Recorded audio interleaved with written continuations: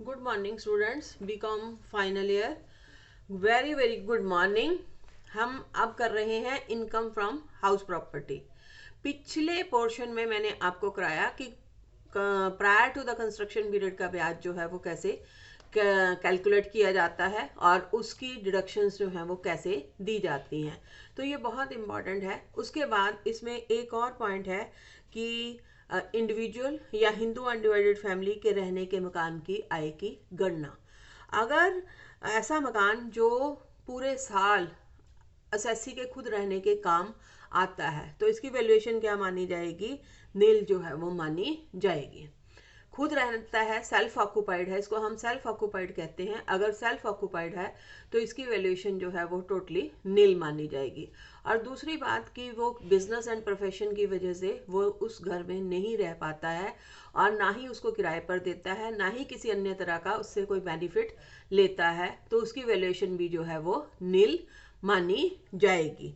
तो इसमें जो है इसकी कंडीशंस यही हैं कि उसने पूरा साल उस घर में नहीं रहा या रहने के लिए कभी भी किराए पर नहीं उठाया है। और अगर एक घर में एक से ज़्यादा फ्लोर्स हैं, फ्लैट्स हैं, यूनिट्स हैं, तो जितने भी यूनिट्स हैं अगर वो सारे के सारे अपने रहने के लिए यूज़ करता है तो उसकी वैल्यूएशन जो है वो नील मानी जाएगी। लेकिन अगर एक से ज़्यादा यूनिट्स हैं, फ्लैट्स हैं, तो उसमें से जितने यूनिट्स उसने से रहने के लिए रखे हुए हैं उनकी वैल्यूएशन नील हो जाएगी। और अगर बाकी किराए पर दिए हुए हैं तो उनकी रेंटल वैल्यू कैलकुलेट कर दी जाएगी। अगर कोई आधार नहीं दिया तो उचित आधार पर जो है उसे बांट दिया जाएगा। और अगर किसी साल में कंस्ट्रक्शन पूरी होती है, जैसे मान लो अब नवंबर में पूरी हुई कंस्ट्रक्शन, तो उसकी वैल्यूएशन भी नील मानी जाएगी। ऐसे माना जाएगा कि जैसे पूरा साल जो है घर उसने अपने सेल्फ ऑक्यूपेशन के लिए रखा, अपने रहने के लिए जो है उसे प्रयोग किया। और एक इम्पॉर्टेंट चीज कि जो सेल्फ ऑक्यूपाइड हाउस है उसके संबंध में म्युनिसिपल टैक्सेस की कोई डिडक्शन नहीं मिलेगी। म्युनिसिपल टैक्सेस की कोई डिडक्शन नहीं मिलेगी, लेकिन लोन से रिलेटेड डिडक्शन जो है वो मिलेगी। और अनरियलाइज रेंट का तो क्वेश्चन ही नहीं पैदा होता। जब आपने रेंट पर दिया ही नहीं तो अनरियलाइज रेंट होगा ही नहीं।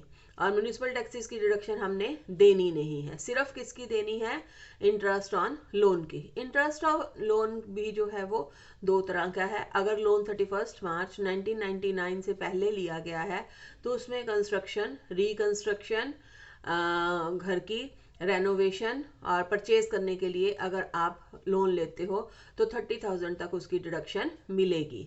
लेकिन अब तक तो जितने भी हाउसेज होंगे ऑलमोस्ट सबका पूरा हो चुका होगा लोन का पीरियड, लेकिन फिर भी कुछ जो 25 साल के लोन होते हैं उसके लिए डिडक्शन होगी अभी भी। लेकिन जो घर 31 जिन घरों के लिए 31 मार्च 1999 के बाद लोन लिया गया है उसमें सिर्फ घर की कंस्ट्रक्शन और रिकंस्ट्रक्शन और परचेज करने के लिए जो है घर आपको डिडक्शन मिलती है। और ये डिडक्शन जो है आपको 2 लाख रुपए तक के लिए मिलती है। किसके लिए मिलती है 2 लाख रुपए की डिडक्शन? हाउस प्रॉपर्टी परचेज करने के लिए और हाउस प्रॉपर्टी जो है वो बनवाने के लिए। तो इसकी ग्रॉस एनुअल वैल्यू, अगर आप सेल्फ ऑक्यूपाइड है तो उसकी ग्रॉस एनुअल वैल्यू जो है वो नील होगी। म्युनिसिपल टैक्सेस की कोई भी डिडक्शन जो है वो नहीं मिलेगी, एनुअल वैल्यू नील होगी और कोई स्टैंडर्ड डिडक्शन नहीं मिलेगी। सिर्फ लोन की डिडक्शन 30,000 या 2 लाख मिलेगी। तो इससे हाउस प्रॉपर्टी जो सेल्फ ऑक्यूपाइड हाउस है वो उसकी वैल्यूएशन जो है वो नेगेटिव हो सकती है, ऋणात्मक जो है वो हो सकती है। और जो भी लॉस आएगा उसको हम दूसरी हाउस प्रॉपर्टी में या किसी दूसरी इनकम में सेट ऑफ करेंगे, वो मैं साथ साथ आपको बताऊंगी। तो आप देखो इलस्ट्रेशन 10। इलस्ट्रेशन हम एक एक करेंगे ताकि आपको कोई दिक्कत ना हो। Interest on loan of 3 lakh taken on 1st April 2017 at the rate of 10% to construct a house is 30,000 for the previous year 1920. The construction of the house was completed in the previous year 1920. Interest for preceding 2 years was also paid but not claimed as deduction. Commute the income for assessment year 2021. The amount of interest deductible in commuting the income from house property if the house is let out and house itself occupied. अगर घर जो है वो किराए पर चढ़ाया हुआ है तो 2 सालों का तो prior to the construction period हो जाएगा। उसने क्लियर लिखा है पिछले 2 वर्षों का ब्याज भी चुकाया गया, लेकिन उसकी डिमांड क्लेम नहीं की गई। तो पिछले 2 सालों का ब्याज जो है वो कितना हो जाएगा आपका 30,000 के ऊपर 30,000 के ऊपर 10% के हिसाब से 2 साल का ब्याज कितना हो जाएगा 60,000। 60,000 को डिवाइडेड बाय जो है वो 5 12,000। अगर घर जो है रेंट पर दिया हुआ है, रेंटेड हाउस है, तो आपको डिडक्शन क्या मिलेगी, एक तो 12,000 की और एक उस साल जो है उसने जो दिया 30,000 जो है 42,000 की डिडक्शन जो है हाउस प्रॉपर्टी में से मिलेगी। और अगर वो सेल्फ ऑक्यूपाइड है तो भी जो डिडक्शन है वो कितनी मिलेगी 42,000 मिलेगी। ये माइनस में चली जाएगी आपके, और इसको बाद में एडजस्ट जो है वो कर दिया जाएगा। क्लियर है बेटा? क्लियर है? सबको क्लियर होना चाहिए। जब क्लियर नहीं होगा तो आप मुझे गूगल मीट पर भी जो है वो पूछ सकते हैं। तो ये है आपका सेल्फ ऑक्यूपाइड का और रेंटेड हाउस की डिडक्शंस हैं। क्वेश्चंस इसमें बहुत मुश्किल नहीं है, थोड़ी सी सिचुएशंस ही हैं जो 4 मैंने बताई थी, उनको आपने ध्यान से देखना है। तो देखो, Ram took a loan of 16 lakh 10% on 1st July 2017 for constructing a house. The construction of the house was completed in previous year 1920. Commute the interest deductible in commuting the income from house property for assessment year and 2021 if house is let out, if house is self occupied. अब 16 lakhs का उसने loan लिया, कब लिया, 1 जुलाई 2017। और construction जो है उसकी कब कंप्लीट होती है, प्रीवियस ईयर 1920 की तो डिडक्शन मिल जाएगी। तो 1 अप्रैल 2017 टू 31 मार्च 2018 कितने मंथ्स हो गए, ध्यान से देखना कोई गलती ना हो। जुलाई, अगस्त, सितंबर, अक्टूबर, नवंबर, दिसंबर, जनवरी, फरवरी, मार्च, कितने महीने जो हैं वो हो गए आपके।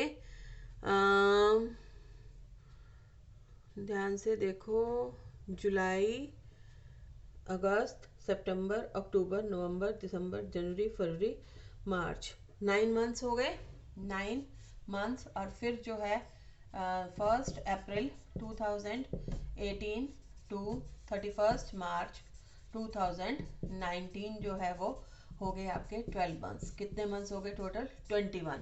और 1920 में तो कंस्ट्रक्शन कंप्लीट ही हो गई, तो आपने जो है इसका 21 मंथ्स का जो है prior to the construction period का ब्याज जो है वो निकालना है। 16 लाख का लोन है, 10% जो है वो रेट ऑफ इंटरेस्ट है, और 21 मंथ्स का आपने जो है वो कैलकुलेट करना है।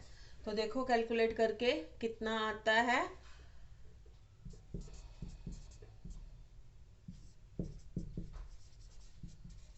2,80,000।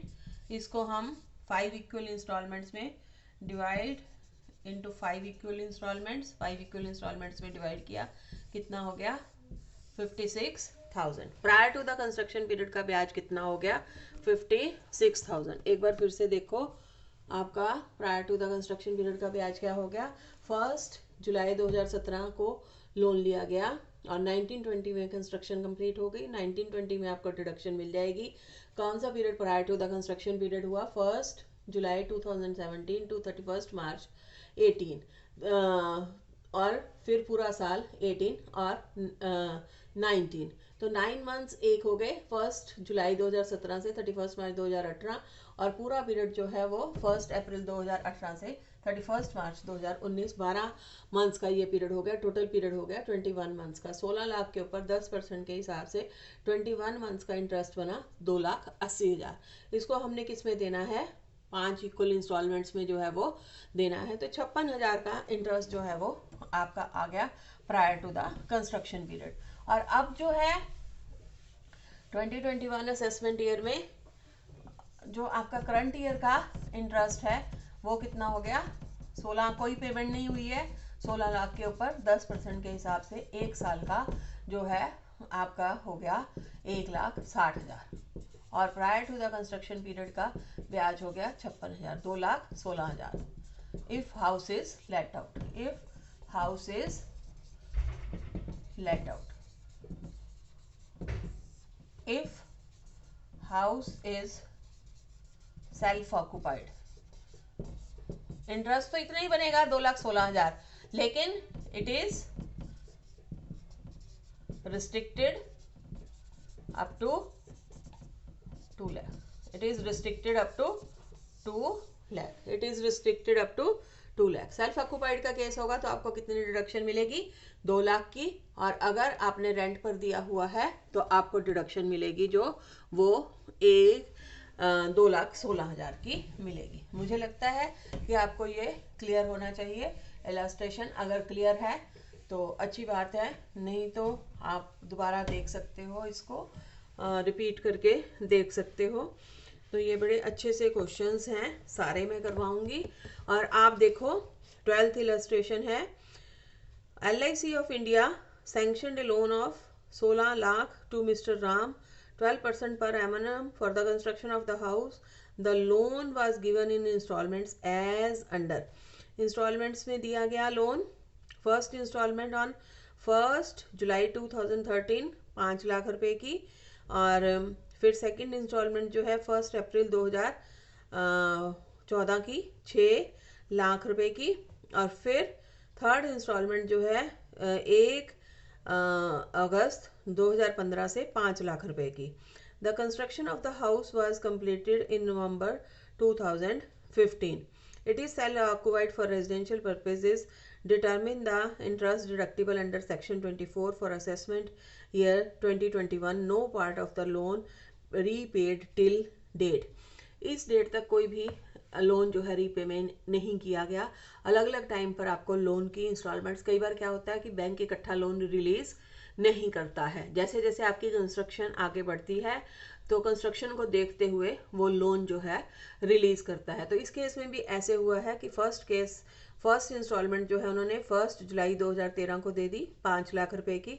दूसरी इंस्टॉलमेंट जो है, फर्स्ट इंस्टॉलमेंट 1 जुलाई 2013 को 5 लाख रुपीस की, और दूसरी इंस्टॉलमेंट जो है आपकी,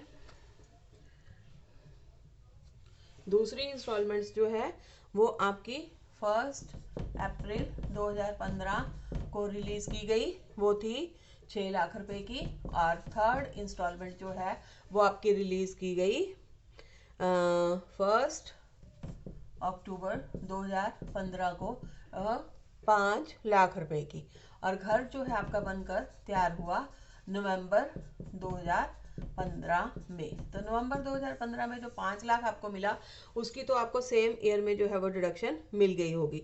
मेनली जो है हमने कैलकुलेट करनी है prior to the construction period. तो prior to the construction period क्या हो गया, एक तो 1 जुलाई 2013 से 31 मार्च 2015,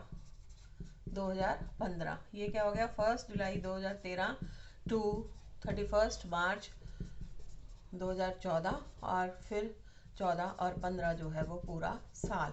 तो ये जुलाई से लेकर मार्च तक, जुलाई अगस्त सितंबर अक्टूबर नवंबर दिसंबर जनवरी फरवरी मार्च, 9 मंथ्स हो गए, और ये 12 महीने, 21 महीने तो जो है आपका लोन रहा 5 लाख रुपए। कितना रहा, 5 लाख इंटू 12% इंटू 21 महीने 12 से आप डिवाइड करोगे, देखो। और फिर जो है आपका उसके बाद जो है वो लोन रहा आपका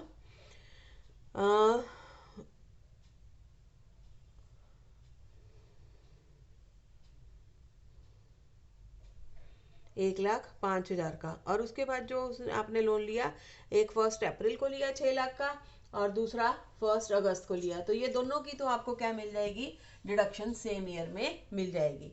तो prior to the construction period का ब्याज जो है वो आपका क्या रह गया, 1,05,000। 1,05,000 ध्यान से देखना, कि इसमें एक 1 अप्रैल 2015 को लिया गया, बाद में एक 1 अगस्त 2015 को, और नवंबर 2015 में कंस्ट्रक्शन कंप्लीट होगी। तो ये जो दोनों लोन है, ये दोनों लोन जो लिए गए उसकी कंस्ट्रक्शन जो है उसी साल पूरी हो गई, इसलिए इसका prior to the construction period का ब्याज नहीं बनेगा। सिर्फ कहाँ से बनेगा? 1 जुलाई 2013 से लेके 31 मार्च 2015 तक का। तो 1,05,000 और डिवाइडेड बाय 5 कितना हो गया? 21,000। और बाकी जो है आपका प्रीवियस ईयर का टोटल लोन कितना बन गया? 5 लाख, 6 लाख और 5 लाख। उसने कहा कि अभी कोई रीपेमेंट जो है वो नहीं हुई है, तो टोटल कितना लोन बन गया? 16 लाख। 16 लाख के ऊपर 12%, एक साल का आपका कितना बन गया? 1,92,000। 1,92,000। तो टोटल कितना हो गया? 2,13,000। लेकिन सेल्फ ऑक्यूपाइड हाउस है, जो मैक्सिमम डिडक्शन मिलेगी वो कितनी मिलेगी? 2 लाख रुपीज की मैक्सिमम डिडक्शन उसने कहा है। अगर 31 मार्च 1999 के बाद लिया जाता है तो आपको डिडक्शन कितनी मिलेगी? 2 लाख तक की डिडक्शन जो है वो मिलेगी। मुझे लगता है इतनी इलस्ट्रेशंस करने के बाद अब तो समझ में आ जाना चाहिए कि prior to the construction period का ब्याज जो है वो क्या होता है। इसकी थ्योरी भी बहुत इंपॉर्टेंट है, आप थ्योरी भी करते रहिए और प्रैक्टिकल्स भी जो है वो करते रहेंगे। मैं अपनी तरफ से करवाऊंगी, आप देखोगे कि मुझे लगता है कि आपके पास उल्टा ज़्यादा टाइम है, कॉलेज नहीं आते जाते, तो आप घर बैठकर जो है ज़्यादा टाइम डिवोट कर सकते हैं पढ़ने के लिए। तो आप जो है इसको देखेंगे, बार बार देखो और क्वेश्चंस जो है वो सॉल्व करो। तो देखो 13 इलस्ट्रेशन है। On the basis of following information determine on the following basis of following information determine the annual value of the house.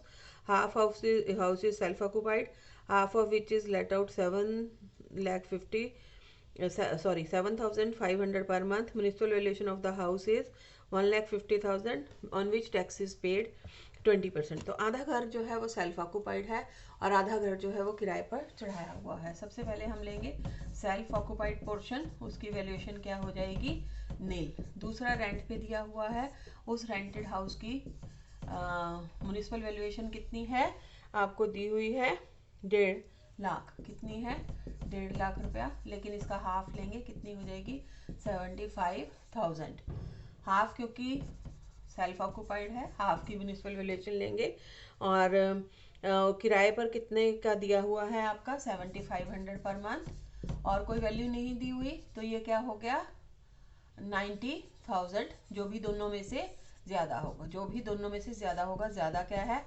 90,000। ज्यादा क्या है? 90,000। और उसके ऊपर म्युनिसिपल टैक्सेस जो है उसने चुकाए। आधे टैक्सेस की डिडक्शन मिलेगी 1.5 लाख का 20% कितना हो गया? क्योंकि आधा सेल्फ ऑक्यूपाइड है तो आधे की डिडक्शन मिलेगी। पूरा कितना हो गया? 30,000। और हाफ कितना हो गया आपका? 15,000। 15,000 की क्या मिल जाएगी? डिडक्शन मिल जाएगी। तो आपके घर की एनुअल वैल्यू कितनी आ जाएगी? 75,000। कितनी आ जाएगी? 75,000। 75,000। क्लियर है ये? ठीक है। और अब हम करेंगे, देखो इससे ज़्यादा मैं आपके लिए नहीं कर सकती, एक एक इलस्ट्रेशन में आराम से करवा रही हूँ। मैं बार बार आपसे रिक्वेस्ट कर रही हूँ कि आप वीडियोस देखो। मैं लेक्चर भी दूंगी, लेकिन आप देखो और इसका पूरा बेनिफिट जो है वो उठाओ। 14th इलस्ट्रेशन है। On the basis of following information determine the annual value for the assessment year 2021। 2/3 portion of the house is self occupied. Self occupied portion की नील हो जाएगी। बाकी जो उसने लिखा है 1/3 house of the portion is let out for 5,000 per month. During the previous year the let out portion remained vacant for 3 months and did not pay the rent for 1 month। The landlord could not fulfil the conditions तो उसने fulfil ही नहीं की और घर खाली रहा। घर खाली रहा और अनरियलाइज रेंट दोनों है। घर खाली रहा में मैंने आपको बताया था कि बिना सोचे समझे आंखें बंद करके जितनी देर घर किराए पर रहा है वो आपने उसकी एनुअल वैल्यू जो है वो लेनी है। इसमें आपने कोई कंफ्यूज नहीं होना। सेल्फ ऑक्यूपाइड पोर्शन का वैल्यूएशन क्या हो गया? वैसे ही नील हो गया। और घर जो रेंट पे दिया है जो आपने प्राप्य किराया, प्राप्त किराया उसकी तुलना करनी है, उस सब को आपने छोड़ देना है। सिर्फ आपने जो है वो जितना टाइम किराए पर चढ़ाया वो ले लेना है। चाहे इसको आप इस तरह से भी दिखा सकते हो, 16,000 पूरे साल का किराया है, 3 महीने खाली रहा, 45,000, जैसे आप चाहो तो आप दिखा सकते हो। बुक में ये वैल्यू जो है आपको दी हुई है। और म्यूनिसिपल टैक्सेस आपको दिए हुए हैं 36,000 और 36,000। जब इसमें म्यूनिसिपल वैल्यूएशन दी हुई है, लेकिन हमने कंपेयर ही नहीं करनी, क्योंकि ये घर जो है वो 3 महीने खाली रहा। यहाँ पर हमने सिर्फ रेंट लेना कि रेंट कितना उसके पास आया। 45,000 आया, अनरियलाइज रेंट की वो कंडीशंस पूरी नहीं कर रहा, उसको हमने लेना ही नहीं है, तो उसको आपने क्या करना है, छोड़ देना है। तो उसके लिए आपने जो है, आपने सिर्फ म्यूनिसिपल वैल्यूएशन दी हुई है, वो सिर्फ कौन सा पोर्शन लेंगे जो रेंट पर दिया हुआ है, 36,000 है, उसका 1/3 लेंगे। तो इनकम फ्रॉम हाउस प्रॉपर्टी जो है वो आपकी कितनी हो जाएगी, 33,000। तो ये सारे केसेस हैं जो हमने किए हैं अब तक। तो अब आप देखो कि हमने इतने सारे केसेस कर लिए। घर जो है किराए पर दिया हुआ है और कोई अनरियलाइज रेंट नहीं है, तो उसमें फिर वही municipal valuation, fair rental value जो दोनों में से ज़्यादा होगा, स्टैंडर्ड रेंट दिया हुआ है तो जो दोनों में से कम होगा, फिर एक्चुअल रेंट के साथ जो दोनों में से ज़्यादा होगा। ठीक है। और अगर रिमेन वेकेंट रहता है और अनरियलाइज रेंट भी है, तो जितने महीने खाली रहता है, सिर्फ हम जितने महीने रेंट पर दिया सिर्फ उसका रेंट लेंगे और सारी बातों को आप छोड़ दोगे। ठीक है। और थर्ड जो है, अगर खाली नहीं रहता लेकिन अनरियलाइज रेंट है, जब खाली नहीं रहा तो फिर वही condition, municipal valuation, fair rental value में जो ज़्यादा होगा, स्टैंडर्ड रेंट अगर दिया हुआ है तो जो दोनों में से कम होगा, और एक्चुअल रेंट अगर जो दोनों में से ज़्यादा होगा। और अगर फिर वही है कि रिमेन्ड वेकेंट, खाली रहता है, तो फिर उसमें वही कंडीशंस जो हैं वो लागू होंगी। अब हमने फिर prior to the construction period किया और फिर उसके बाद जो है सेल्फ ऑक्यूपाइड की वैल्यूएशंस जो हैं वो करी। उसके बाद हमारा जो है वो आ जाएगा second part, self occupied house for the part of previous year and let out for the previous year. ये मैं नेक्स्ट वीडियो में आपको अपलोड करूँगी। आज के लिए इतना काफ़ी है। गुड